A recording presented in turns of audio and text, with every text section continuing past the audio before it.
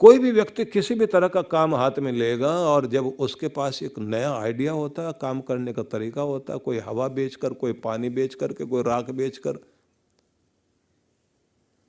कलकत्ता में एक सज्जन है, चाय बेच रहे हैं और सुबह सुबह वहां 150 गाड़ियां खड़ी होती हैं, कुल्हड़ में उसकी चाय लेने के लिए आती हैं। बनाता चाय है। मैं ये निवेदन करना चाहता हूं कि जब ऊपर वाला आपको एक नई बुद्धि देता है और उससे आप वो बुद्धिमत्ता मांगते हैं, तो आपके लिए समृद्धि के द्वार खुलते हैं। इसलिए कहा धैर्य भी होना चाहिए, लेकिन वो अक्ल भी मांगो जो धन पैदा करती है। वो बुद्धि की डिमांड कीजिए जिस बुद्धि के द्वारा आपकी जिंदगी में समृद्धि आती है। इसलिए प्रार्थना करना और प्रार्थना के साथ में नया नया सीखना, और ये एक मस्तिष्क होता है कमाने का। जैसे IQ होता है, जैसे EQ होता है, जैसे SQ होता है, जैसे RQ होता है, जैसे AQ होता है, तो ये सारे अलग अलग लेवल माने जाते हैं मस्तिष्क के कि किसी आदमी की कौन कौन सी किस तरह की बुद्धिमत्ता होती है। तो कुछ लोगों के पास पैसा कमाने की भी बुद्धिमत्ता होती है, और वैसे वो और क्षेत्र में कुछ भी नहीं आता उनको, कमाना जरूर जानते हैं। परमात्मा से निवेदन करें कि प्रभु हमें ये भी एक कृपा दो। हाँ, एक निवेदन और है कि पाया हुआ कैसे खो बैठते हैं। कुछ लोग हैं कहीं कहीं बार दिवालिया हो गए, लेकिन गिरकर फिर खड़े हो गए। हेनरी फोर्ड इतने बड़े कार निर्माता हुए अमेरिका में, जिन्होंने इतनी बड़ी धूम मचाई। उस व्यक्ति का एक वाक्य याद रखने योग्य है। वो कहता है कि मैंने समृद्धि प्राप्त करने की बुद्धिमत्ता भी प्राप्त की है।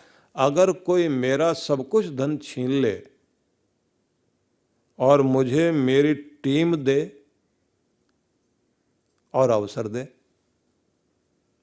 सिर्फ 6 साल लगेंगे, मैं दोबारा फिर वहीं पहुंच जाऊंगा जहां अब तक था। सिर्फ 6 साल लगेंगे। मुझे आता है वो सब, कैसे फिर दोबारा अपने आप को खड़ा कर लेना है। इसलिए ये एक चीज है जो दिमाग में होनी चाहिए, कमाने की कला, समृद्धि की कला, अमीरी की कला।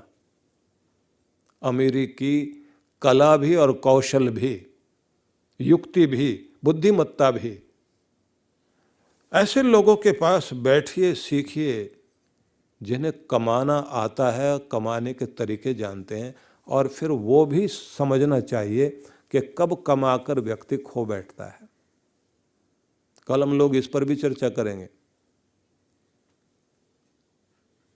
हालांकि मुझे लगता कल तक ही कार्यक्रम है,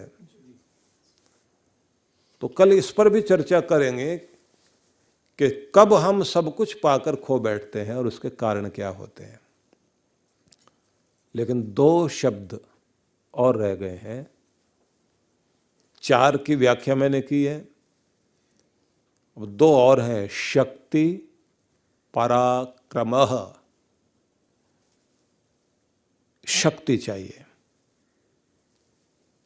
बल, कि थके नहीं आदमी।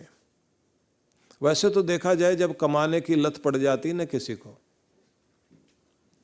तो उसके अंदर ऊर्जा भी इतनी आ जाती है, वो आदमी थकता नहीं।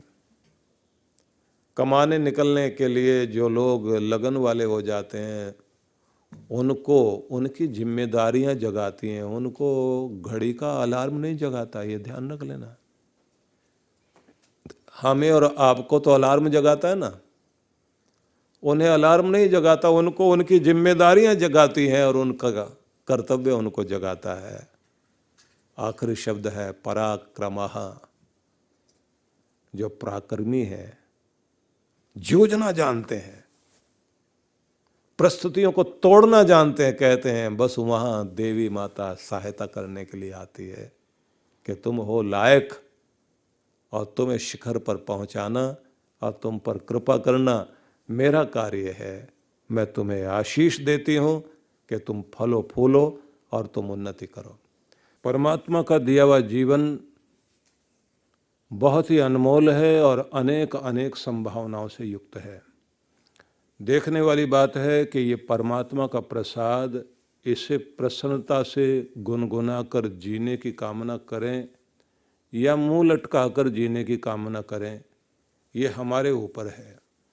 हम प्रसन्नता से जीना चाहते हैं या छोटी छोटी बातों में उदास होकर स्वयं को दुखी करके जीना चाहते हैं, ये हमें अभ्यास भी करना पड़ेगा और इसके लिए निर्णय भी करना पड़ेगा। एक महान संत हुए हैं, जब उनको लोग देखते थे तो वो हर समय मुस्कुराते रहते थे। तो लोगों ने उनसे जाकर के पूछा कि एक बात बताइए, आप इतने खुश कैसे रह सकते हैं?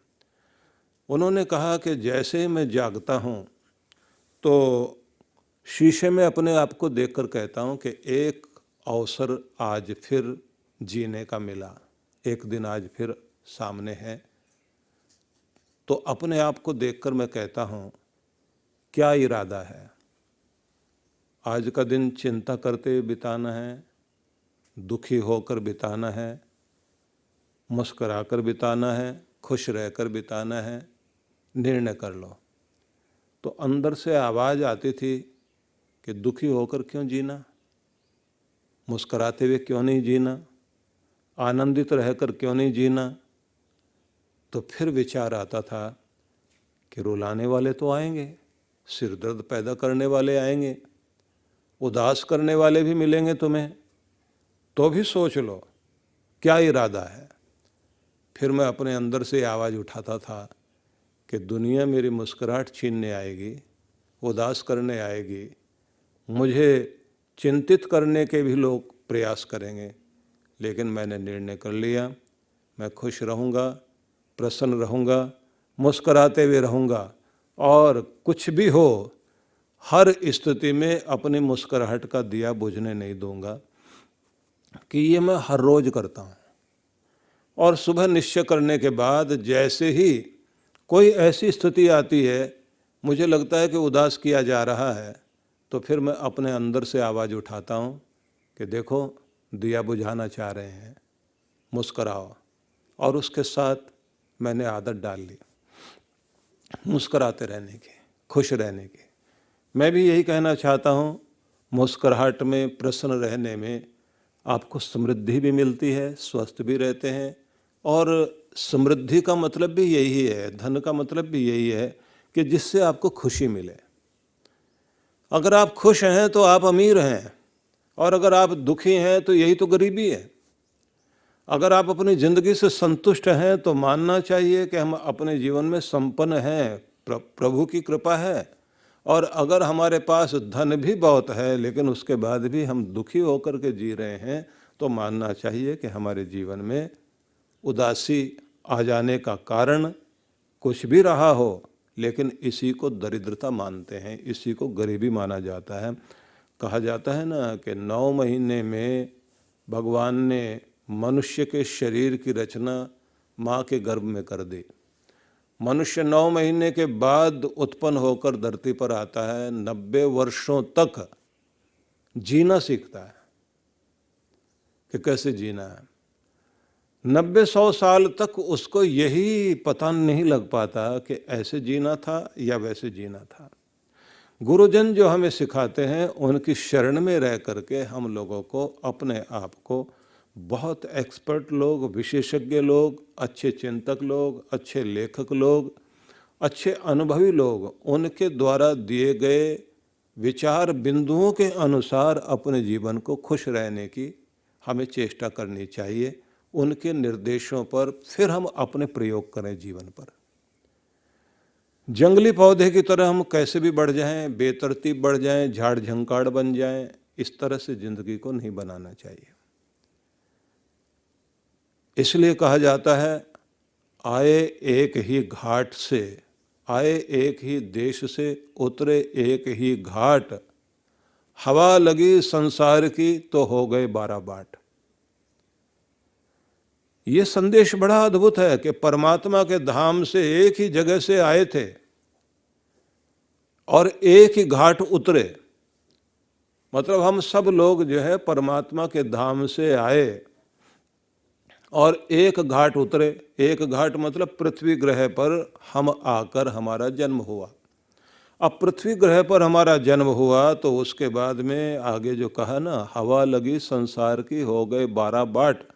संसार की हवा लग गई मतलब मोह माया लोभ क्रोध अहंकार ईर्ष्या द्वेष, ये सब जो है इसे माया मोह की जो हवा माना जाता है कि बस ये हवा लग गई। मतलब ये कि जहाँ से आए थे वहाँ तो तुम पवित्र थे, हर समय खुश थे, आनंद में थे, प्रेम पूर्ण थे, पूर्ण पवित्रता थी। लेकिन जैसे ही इस घाट में आकर उतरे तो यहाँ की हवा लग गई।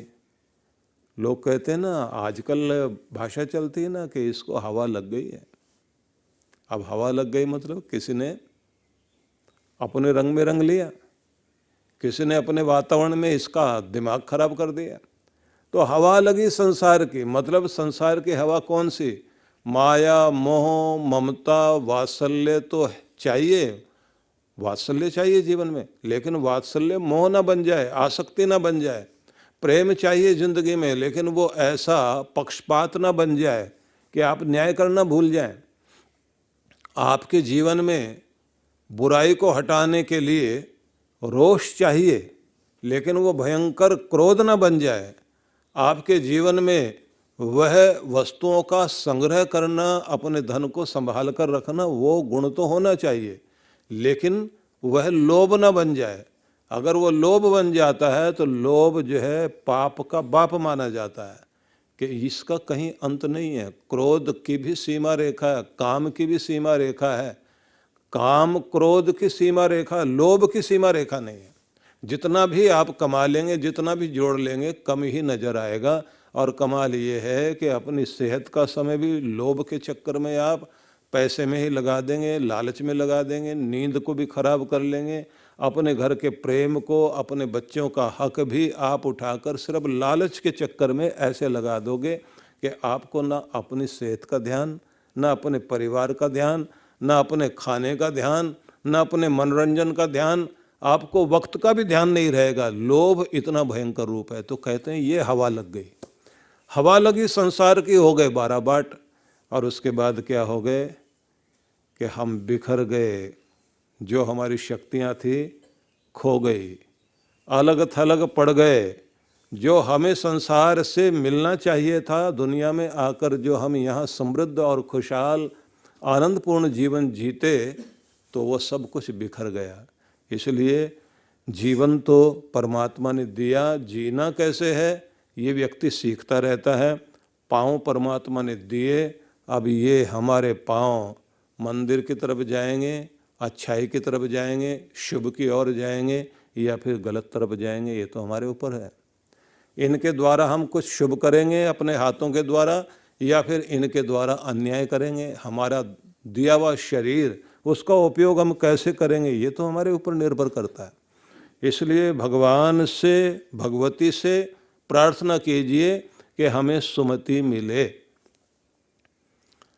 अब ये भी विचार कर लेते हैं कि परमेश्वर की कृपा व्यक्ति के जीवन में हो जाए तो इसके लिए व्यक्ति को थोड़ी भक्ति, और वो भी ब्रह्म वेला में, सवेरे का जो समय है, उसको आप प्रथम समय आपके हर दिन के जीवन की शुरुआत का भगवान को अर्पित होना चाहिए। इसको गुरु नानक देव जी ने एक बड़े सुंदर शब्द में यूं कहा कि मन मंदिर तन भेष कलंदर, घट ही तीरथ नहावा, एक शब्द मेरे प्राण बसे, बहुर जन्म नहीं आवा। मतलब ये है कि मन मंदिर, मंदिर, मन जो है मंदिर बन जाए, और तन भेष कलंदर, शरीर को जो है साधुओं वाला बना लिया जाए। मतलब मन तुम्हारा मंदिर हो, और तन तुम्हारा साधु जैसा रहे। मतलब क्या हुआ कि जैसा मिल गया खा लिया, लालच करते हुए स्वाद के पीछे नहीं भागना। अपने तन को सजाने से ज़्यादा अपने मन को सजावट दें, मन को पवित्र करें। हम सजाने में लगे हैं तन को और मन को कर रहे हैं खराब। घट ही तीर्थ नावा, अपने शरीर को अपने अंदर ही तीर्थ बना लीजिए। एक शब्द मेरे प्राण बसे, मेरे प्राणों में बस एक ही परमात्मा का नाम बस जाए, बहुर जन्म न आवा। मतलब फिर दोबारा आवागमन के चक्र में पड़ना नहीं पड़ेगा।